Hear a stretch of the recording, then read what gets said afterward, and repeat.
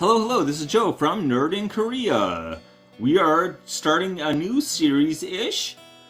We've been talking about mechanics before, but we're getting into like keywords, and we're talking about saddle first of all. So, what is this series about? In this series, we look at different keywords and mechanics introduced in different sets. So we're going to kind of do, maybe not a deep dive, but clearly explain what they are and compare and contrast them to similar things, and kind of take a look at maybe the strengths and weaknesses of these mechanics. Because there are a lot of interesting mechanics introduced in different sets over the years. So yeah. What is Saddle? So, Saddle is mechanic introduced in Outlaws of Thunder Junction. It grants benefit to other creatures saddling it, usually an attack trigger. Or on an attack trigger, I should say. The creatures with saddle are called mounts. So you have a mount, and then what you're going to do is you need a certain amount. So it'll say like saddle 3. That means you need 3 attack power from another unit on it for it to be saddled. You can still attack with it, it just won't give you the benefit without it being saddled. So what you do is you can tap a creature or multiple creatures to saddle it, and then when it attacks, it'll give some kind of bonus to those creatures usually. Or have an effect on those creatures, I should say. The main thing to realize about saddle is that it is not exact. For instance, if you have saddle 3, you can tap any number of creatures and they consider them saddling it, or mounting it maybe is the correct way to say it, but anyway. And yeah, they will all get that benefit. 3 is the minimum, right? So if you have like 3 3/3s and a saddle 3, you can tap all of 3 of them and say they're all saddling this one thing, which kind of wouldn't make sense, but you know, whatever. In game mechanics it makes sense, in reality not so much. This may be activated only at sorcery speed, so a lot of times you want to use this in combination with combat. You want your mount to attack or do combat damage. So a lot of times, even if you could, it probably wouldn't really do anything outside of your turn. So sorcery speed is kind of the only thing that makes sense for that anyway. So does this sound familiar? So this mechanic is fairly similar to another mechanic, Vehicle. I think this is very similar to Vehicle. With Vehicle, what it is, it's an artifact, and if you tap that creature with the vehicle cost, so again, it'll have like Vehicle 3. You tap creatures with 3 power, or 3 worth of power, so you can do 3/1/1s, 1/3/3, whatever it is. It becomes an artifact creature, and you can attack with it that turn. So this is very different, right? Saddle, it's already a creature, it's always a creature. You can attack with it without it being saddled. The vehicle you cannot use without it being piloted, right? So again, we say saddled or piloted. I feel like I'm saying it wrong again, but anyway, yeah. So the pilot doesn't get any kind of bonus though. They're basically just being used to make it into from an artifact to an artifact creature. With the saddled, it's actually granting some kind of benefit. So offensively, saddle does more. Defensively though, if you've got board wipes, especially a lot of board wipes are sorcery speed, so you'll destroy all creatures. Vehicles will be they'll be artifacts, not creatures, so they kind of just automatically dodge a lot of board wipes effects and things like that. Even removal, if they're using it, unless they're using it exactly when you make it into an artifact creature, it's kind of immune to a lot of things. And yeah, that saddled creature does not get that benefit though, right? It's always a creature, so that board wipes are just going to take it out with everything else. So defensively, I think Vehicle is a bit better. Offensively, probably goes to Saddle. Honorable mentions. Okay, so Rambling Possum, this one's very interesting. For 2 and a green, it is only 7 cents, and whenever Rambling Possum attacks while saddled, it gets +2 or +1/+2, so it becomes a 4 or 5. Then you return any number of creatures that saddled it to their owner's hand. So you can basically bounce a bunch of creatures back to your hand just by saddling it. It only has saddle 1.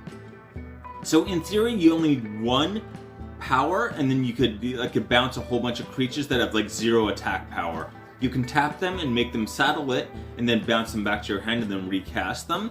If you have ways to like cheat creatures into play from your hand, or if you have a bunch of ETBs you want to set off, this can be very, very useful. So yeah, useful, but also I feel like it would be better if it had some kind of like automatic, a blink effect attached to it. But yeah, it's probably why it's 7 cents, right? Next up is Wolf Rider's Saddle. This one I feel like is underrated. Anyway, 3 and a green, so a little pricey, but it's an artifact equipment. So when it enters the battlefield, create a 2/2 wolf creature token, then attach Wolf Rider's Saddle to it. So this is a saddle. It's not really like a mount like we usually say, but I'm including this because it's called saddle, I guess, which I maybe shouldn't have now that I'm thinking of it. Equipped creature gets +1/+1 and can't be blocked by more than 1 creature. This is why I wanted to include this, because I think it is actually very good with mounts. You make it so you can't be blocked by more than 1 creature. You want to combine this with Menace, right? Menace, you need 2 creatures to block something, and you also make it so it can't be blocked by more than 1 creature. Anything with Menace is unblockable. They can't use only 1, and they can't be blocked by more than 1, and they need at least 2 to block it. So it's just unblockable, right? Makes Menace to unblockable. Very, very good upgrade to that. Anyway, only 1 cent.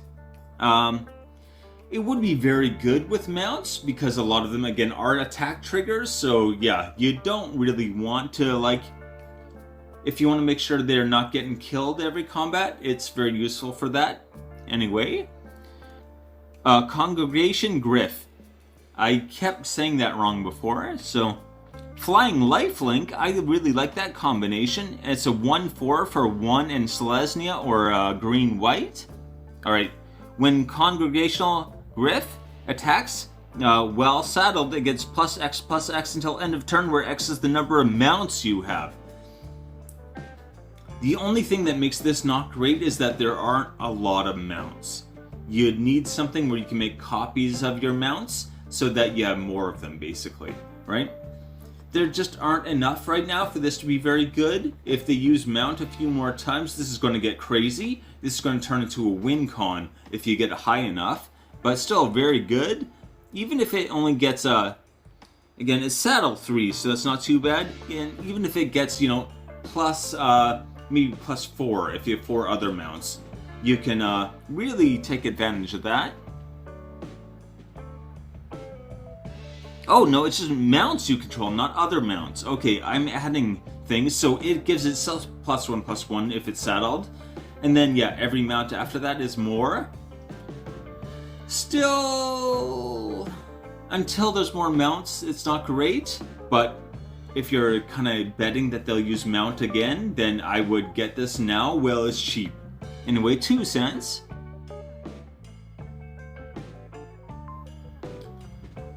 Number 5, so we're going to get to the budget picks here for a saddle. Bounding Felidar. So, whenever Bounding Felidar attacks while saddled, put a +1/+1 counter on each other creature you control. Remember, it's each other creature you control. It's not the creature saddling it. If it is saddled, this will affect all of your creatures, okay? You gain 1 life for each of those creatures, okay? So yeah, I think it means you gain 1 life for each of the saddled creatures. Or, well, what it says is for just each creature you control, so that is quite good. It's only 5 cents for that. It is 6 mana to cast it though, but in a lot of Selesnya decks, or even just +1/+1 counter decks, can make good use of this. Even I think if you had like a token deck, like a Jeskai token maybe, being able to make those tokens much bigger very easily is going to be very worthwhile. Now that I'm thinking of it, I have a Jeskai token deck I want to put this in. Anyway, 5 cents.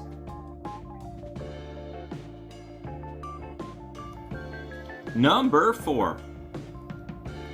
Caustic Bronco. This is a hard one to put at number 4 even. I feel like it should be number 1, but like kind of depends on which deck. In the right deck, this is definitely number 1. Anyway, for only 1 and a black, it's a 2/2, and whenever Caustic Bronco attacks, reveal the top card of your library, put it into your hand. You use life equal to that card's mana value if Caustic Bronco isn't saddled, right? If it isn't saddled, you lose life. Only if it is not, okay? Otherwise, each opponent loses that much life. So if you have it saddled, it's saddle 3, okay? Saddle 3. So if it's saddled, you attack, you get to draw a card. You look at the casting cost. Every opponent takes that much damage, and you draw a card. Card draw and auto damage. Really great combination. Anyway, 143 for that one. Again, in a high CMC deck, that could do so much damage. You need some way to give him evasion, but like, oh boy.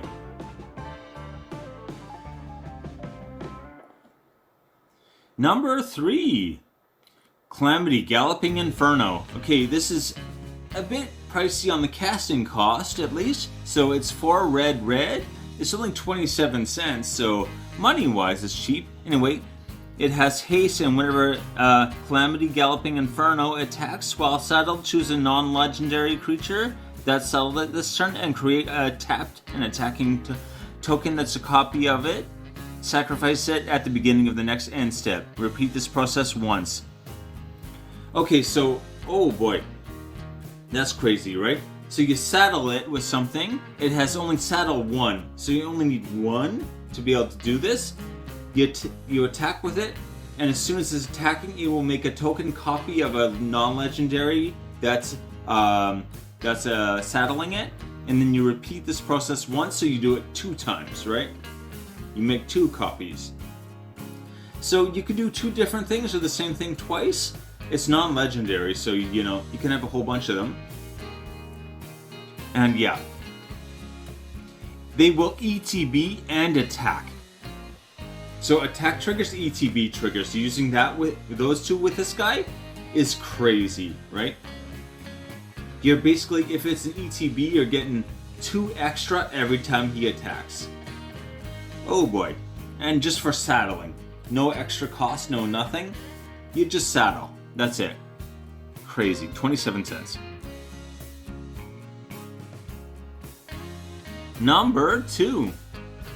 Seraphic Steed. I feel like this isn't really the best thing on the list, but it's like the most appropriate for like its color combination. Okay, it's Selesnya. This is the most Selesnya card I feel like on the list.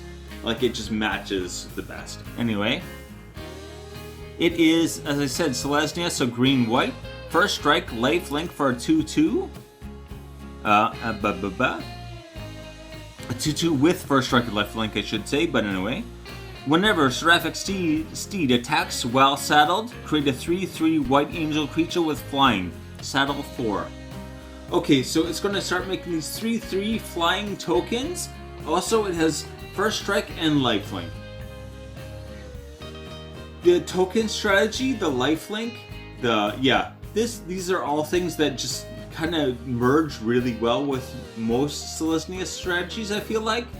You might have the counters thing, in which case Bounding Felidar might be better, but for 2 mana, this is like an amazing, even if you get like only 1 trigger, you pay 2 mana for a 2/2, you're going to have gained 2 life, and you'll have made a 3/3 angel with flying. For 2 mana, that's assuming it dies, it dies in the first combat. That's already, I think, worth it. And if it does survive longer, you're just going to keep making those angel tokens. It's going to get carried away very quickly. Anyway, 14 cents.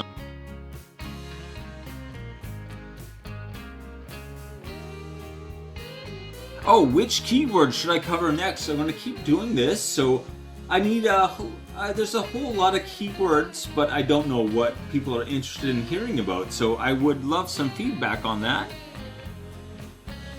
Please hit like and subscribe. It really does help a lot. Finally, number 1. Archmage's Newt. I feel like this looks like the least impressive one on the list. Well, it's not, I think. Anyway, 1 and a blue for a 2/2. Again, it does have Saddle 3, and whenever Archmage's Newt deals combat damage to a player. So there's kind of the main downside is that it's not an attack trigger, it's a combat damage trigger, right? Target instant or sorcery card in your graveyard gains flashback until end of turn. Alright, so this is whether it's saddled or not, it will give something flashback. Basically, you cast it from your graveyard. Any instant or sorcery you want, you can cast from your graveyard by paying its cost. When it's not saddled, it does that. And when it is saddled, that card gains flashback 0 until end of turn, instead if Archmage's Newt is saddled. So you can just like take any instant or sorcery in your graveyard and just recast it for free. Just for free. Essentially what happens is that with this, your graveyard becomes a spell book, right? You do have to exile it after you cast it with the flashback, but if you're casting it for free a second time, that's really crazy and very abusable, right? If you've got things that let you copy, if you got all kinds of like casting instants or sorcery triggers, this does so much. I actually should have put this in a deck, just my last budget deck I should have included this. Anyway, it is 1 cent. It's 1 cent for this right now. I'm ordering a few of these, but unfortunately I think I'm going to pay more than a cent.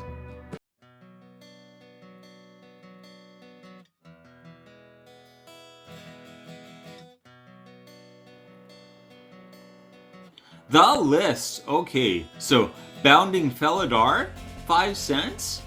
Caustic Bronto. I think that's a car. Anyway, $1.43, by far the most expensive. Calamity Galloping Inferno, 27 cents. If you've got those like non-legendary creatures that have ETBs you want to keep repeating, this is your guide right here. Seraphic Steed, I can't talk today. Seraphic Steed, 14 cents. Very Selesnya. Archmage's Newt, 1 cent. You only need this to like do combat damage 1 or 2 times, and it's gonna like so pay for itself. It's only 2 mana, right? To cast this, it's 2 mana, and yeah, you can just start. You can saddle it and just start casting things from your graveyard for free. That's nuts. That's nuts. I mean, worst case scenario, you've got a 2/2 for 2. That's not great, but it's not bad either. Anyway, take it easy.